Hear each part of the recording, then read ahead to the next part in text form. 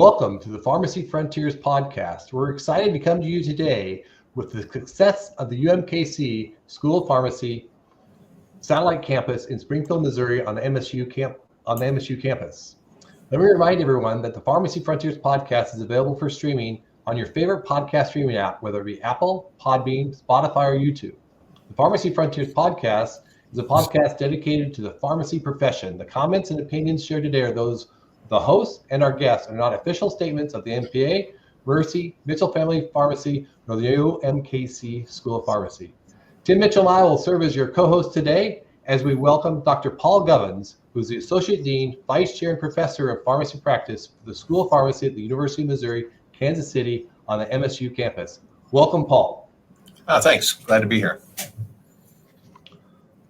Well, Paul, this is a great opportunity for us to come to you and do a little bit of celebration with what we've done in the Southwest Missouri piece. I'm so glad that you've been here through the entire journey. Kind of give us a little bit about that walkthrough as how you got to this point. This is a real milestone of success for us.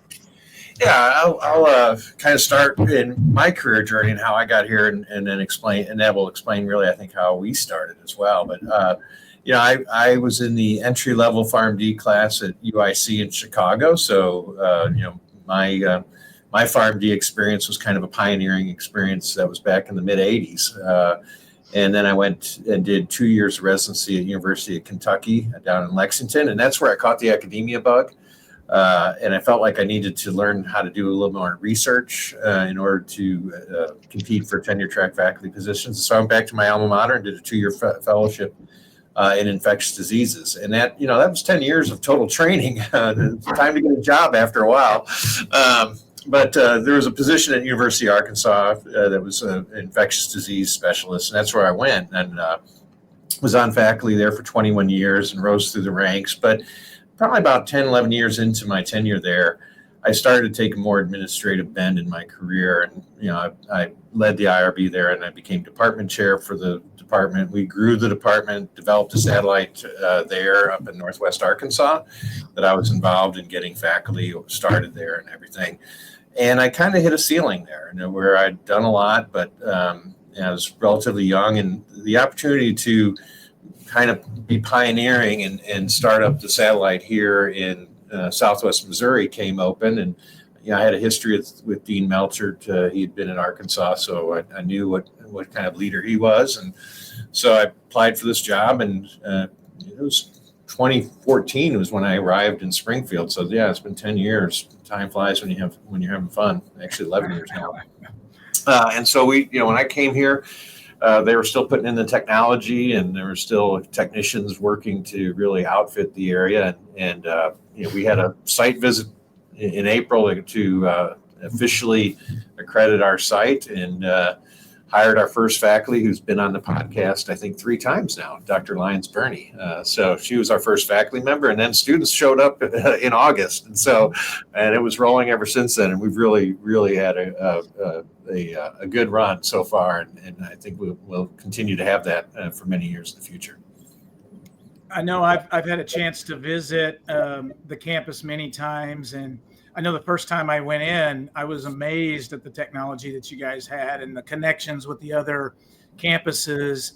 How has that been? I mean, has it been, when I think about, this was before COVID, but then when COVID hit, did it help? Did it change things?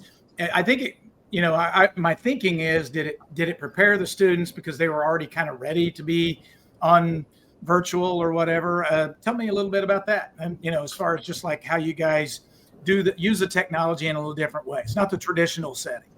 Right. No, I think to answer that, I think you really have to back up to our space. We rent our space from MSU, and MSU's been a tremendous partner, absolutely tremendous partner. They've really rolled out the red carpet, but I always tell people it's kind of difficult. My challenge is operating between 2 different universities, because MSU is not part of the MU system like UMKC is. So there's policy differences and everything that can pop up. And COVID really, really accentuated that. When COVID hit, we were using a technology called Polycom. And we were just moving into something that was new back then called Zoom. And the big difference was it would require less hardware for us to run our distance education. But yeah, we really were able to seamlessly transition to that. There was policy issues in terms of how do we have classes live. And we had discussions in the spring of 2020. We originally weren't going to go live in the fall of 2020 when we came back. But we recognized that there's something special, and I was one who was pushing this as well. But our site is really special because it's all on one floor. And so it's created something that I like to call the Brick City vibe, because we're in a building called Brick City at MSU. And our students really like our space. They study here, they hang out here. We become known for our tiny table tennis and our chili cook-offs. They have ready access to faculty. It's really a good space, and I wanted to preserve that. And I felt like everybody was having, all our incoming students were having different experiences with their distant learning that was forced upon them in the spring of 2020 with COVID. And if we didn't get it right, we would suffer. And so we came up with a system whereby we could separate our students into our 3 classrooms and achieve the social distancing that MSU was requiring us to have. And that really worked out well. I mean, I think it was different. It caused some socialization issues with the students and what have you. And there was kind of an after effect when we all came back live. The Brick City vibe didn't really get back to being that until about a year ago. And it's become quite a home now for our students. And that has a lot to do with our faculty, has a lot to do with our students, and it has a lot to do with our administrative staff.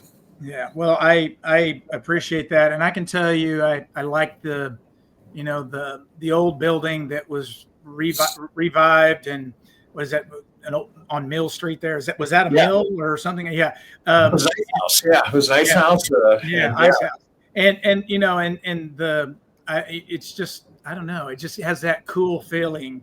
And I know my son, when he graduated, of course, he was right in the middle of COVID when this was all going on. And I think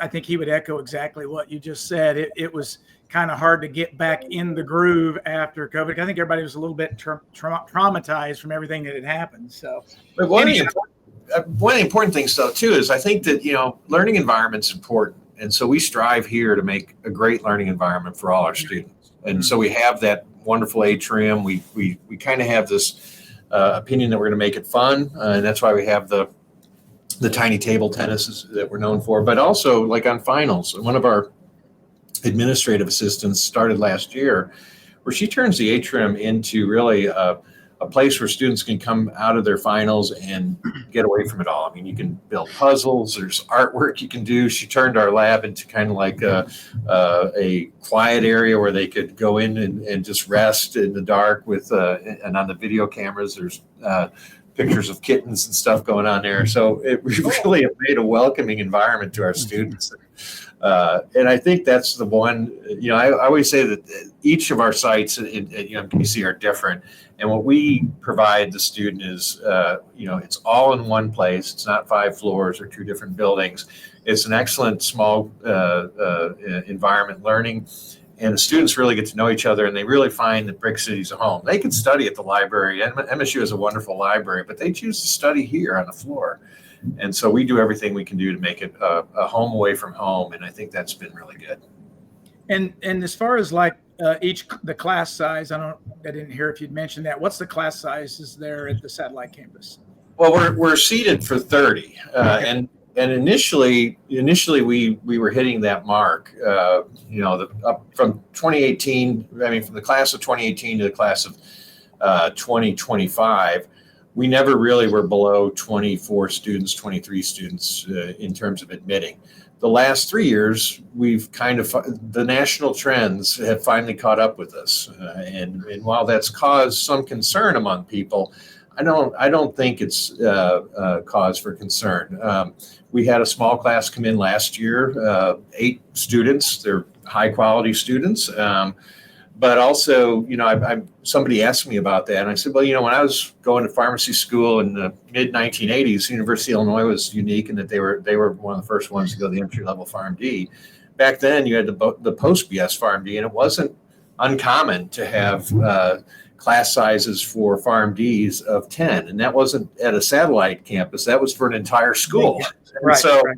I remind people we're one school of 3 sites, and we had, while we had a reduction from where we were at in the early 2020s and 2019s in terms of our overall enrollment, we still had 70 students in the incoming class in the fall of 2024, and we're vibrant, we're fine, and so this year in terms of recruitment, we're seeing an increase actually. So about 15 to 20% right now, and hopefully that will continue throughout the rest of our recruitment season. But we, even here in Springfield, we're ahead of last year's numbers. So I think that the pipeline issues are going to turn around, but I think I can talk about that as well. But they've been going on since 2014, and so I think that it's going to turn around, but it's not going to be turned around tomorrow night. Right. Tomorrow, it's going to be several years before we see the enrollment come back across the country. As a pharmacy owner, I can vouch that we're struggling to get more pharmacists in the community pharmacies. I know the chains are looking for pharmacies or pharmacists. So the demand is there. And if there's anybody thinking about watching this podcast, anybody thinking about it, I highly recommend the Springfield campus for sure. Well, and to that point, one of the reasons, there were several reasons we were put here, as a site. I mean, back in 2014, everybody was talking about a pharmacist shortage, and there was the aggregate demand index. People were always quoting that, and we were brought here to address that. But really, what we were brought here to do, first and foremost, was to provide access to public pharmacy education for citizens of Southwest Missouri, and we've done that in spades. But if you look at our numbers, and I ran these numbers this summer in terms of how do our students fare when they graduate. And I did it in 2 different ways. I basically looked at it in terms of first year out, because that would capture the individuals going into residency.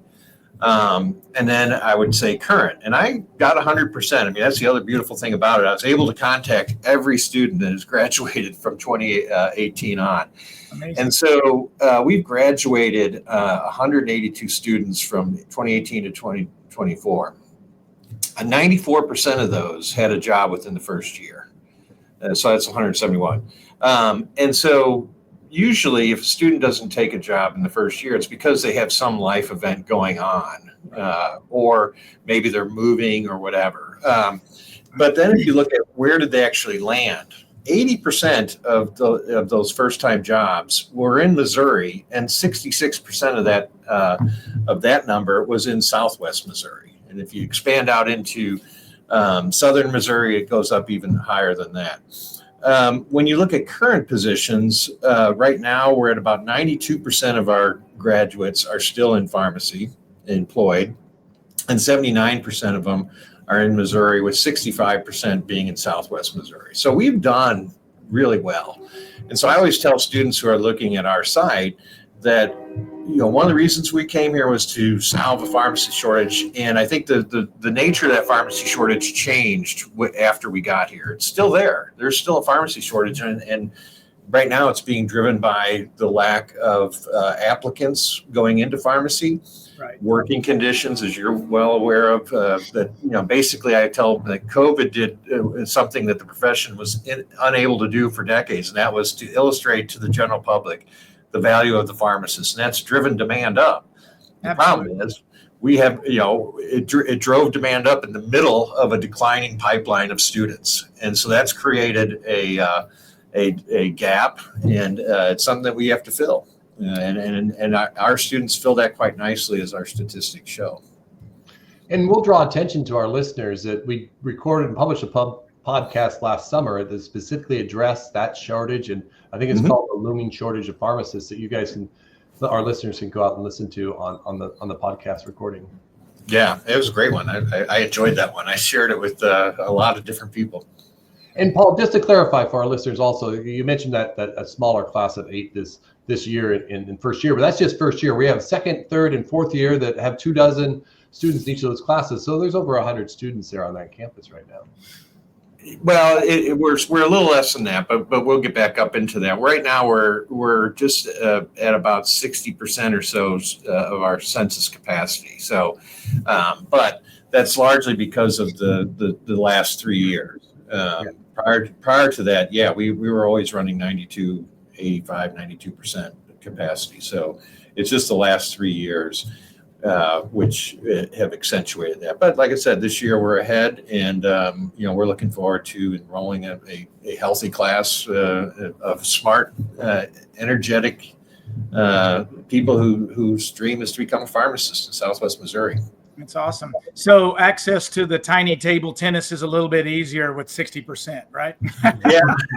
Well, the other thing too that's funny, some of our students have developed a group, I call them the old men.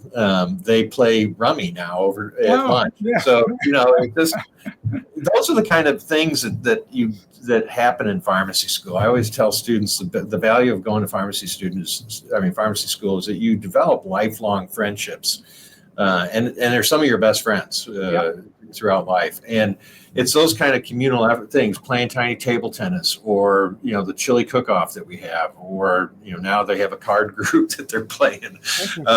They'll remember that, and it's just that it's that communal effort that's built here in pharmacy school, and I think that really helps learning, makes coming to school fun, and so that's again one of the I think strengths of our site. Is this where we should put in a shameless plug for your summer program for those prospective pre-pharmacy students that come spend an intensive on your campus? We do. Yeah, that would be great. I think this year it's June 21st. It's published on our website. But we have pharmacy camp, and it's about 30 seats or so. We might go over a couple, seats or so. Our faculty, I've got our faculty and our administrative staff involved in helping plan that. And we just hired a new student recruiter last summer, so she also will be planning it as well. But our philosophy is no lectures. We don't do any lectures. We make the day fun, and so we educate the campers about pharmacy school, the experience that they'll have through active learning games, panel discussions. We bring in local young alumni who've graduated in the last 5, 6, 7 years or so, and they can tell the students about their career experience. We bring in seasoned individuals as well to kind of tell them about the state of pharmacy. We have them work through a clinical problem and demonstrate kind of the way that pharmacists solve clinical problems. And we get them also in the compounding lab, and they make a balm as well. So it's just a whole day. I mean, the day is packed full of activities. But when we first started out the camp, it was like lectures, slideshow, and we were putting campers to sleep. And so we quickly pivoted and said no lectures, no slideshows. Yeah. So did you say they make a bomb? Did you say they make a bomb? Yeah, they make a bomb, and they. I don't know about this camp now. It's like a little lip balm or something. Oh, bomb. Okay, I thought you said B-O-M-B. Oh, no. Me out there, a bomb. Okay. No, yeah, sorry, that's my accent. I'm sorry. Tim, you're going to get the FTC down on us now. Yeah, we're going to edit that one. Yeah, no, B-A-L-M-B, and they put it under lips. Gotcha. Yeah. So it is the bomb. It is the bomb, but it is the bomb. Paul, what is your advice for those students that are considering pharmacy as a career? Give us your elevator speech there. What does that look like? Well, first and foremost, I say don't let anybody interrupt your dream of becoming a pharmacist. I've heard more than several applicants who, I'm giving them tours of Brick City or what have you, and they're kind of on the fence as to whether they want to be a pharmacist. And they'll say, I'm working with a pharmacist, and I ask them about it. And then, as you guys well know, it's tough out there. I mean, work conditions, stress, burnout, all of that. Our pharmacists out there are in a tough situation. And so it's understandable that a professional would not, give a glowing, happy outlook to a prospective student. But I often tell the students that those are their opinions, those are their experiences. They don't have to be those students. And so that's the first thing I tell them is your dream is to be a pharmacist for some reason that's personal to you. Don't ever let go of that. Because if you do, and you switch off to another career, it might not be as fulfilling as the one that you already have your eye on, which is pharmacy. And, let's be honest, it changes your earning potential for 40 years of your life as well. So I always try to tell them that, trust their gut. They want to be a pharmacist because they want to help people. They want to be a pharmacist because they may have had a personal situation where a family member was ill, and they saw another pharmacist demonstrating the accessible care that our professionals provide, and that turned them on, and that spoke to them. And it should continue to speak to them no matter what anyone says. I say, take in what you learn from the practitioners, but don't let it change your goal of being a pharmacist. And then the other thing I tell them is to believe in themselves. Pharmacy school and the path to pharmacy school is tough, but they can do it, and seek out support systems, get experience in pharmacy. And then the last thing I do is tell them have fun, because this career is a blast if you let it, if you want it to be.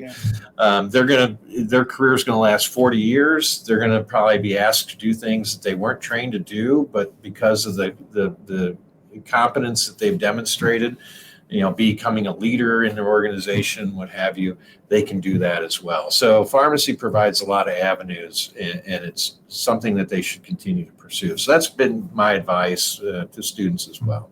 Great advice. That's great advice. So anyhow, Daniel, do you got any other follow-up questions for him? Let's do your last question there, Tim, and then we'll move on. Yeah, we're going to kind of wind it up here, Dr. Gubbins. I usually with these podcasts, I ask our guests, and I prodded you a little bit ahead of time, kind of prepared you.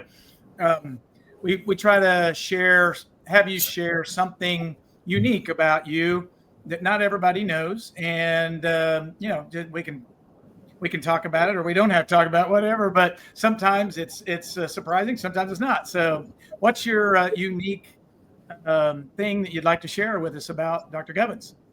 Well, I'll say the thing I think everybody knows about me because they see it on social media, but I have to clarify. I didn't realize this when I did it, but I bike a lot. I bike a ton, and I'll usually the trails that I bike on or the routes that I ride, there's usually a brew pub right at the end, and it's only a few, like 2-3 blocks away from my house. And so everybody thinks that and I always take a picture of the beer that I have or whatever.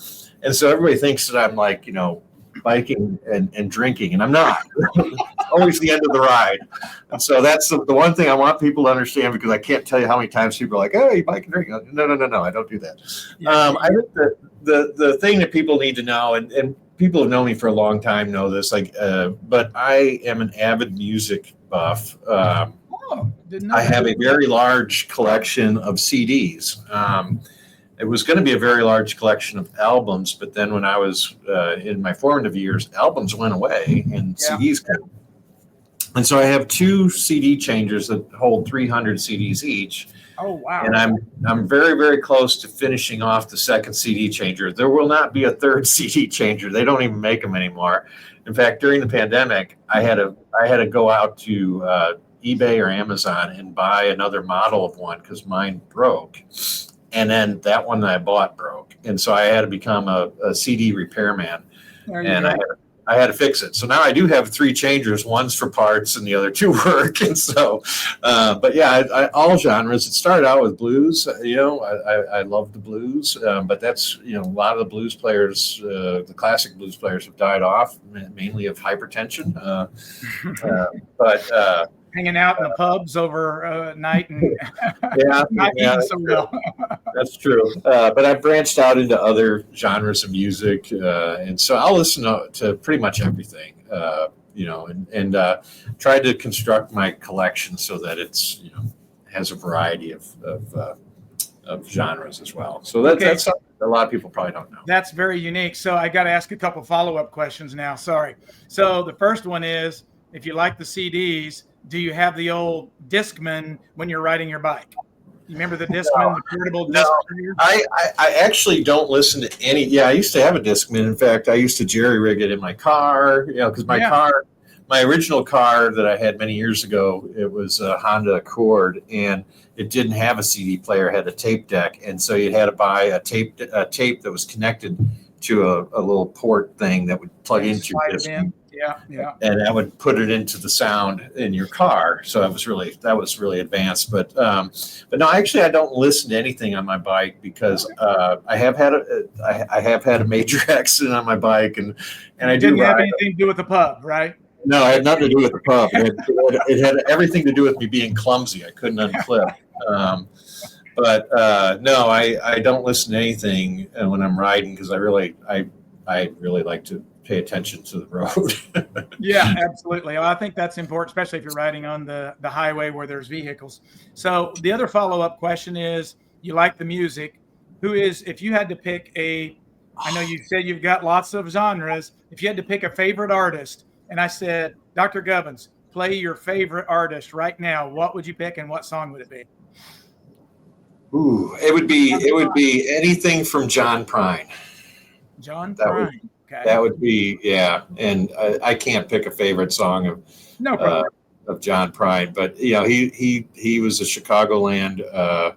He started out in Chicagoland, Maywood, and he was a postal worker for his original job, and grew into a folk singer. And unfortunately, COVID, he was one of the first musicians to die of COVID. But I got a chance to see him a couple times, and in Little Rock, and then he was actually going to be here in Springfield 2018 or 2019, and then he had like a pneumonia and couldn't play. He was going to play at Juanita Hammond's, and so I was going to watch him there, and never got to see him after that. So thanks for sharing. So if anybody wants to listen to that artist, there's one to listen to, right? So highly recommend it. Any of his albums are great.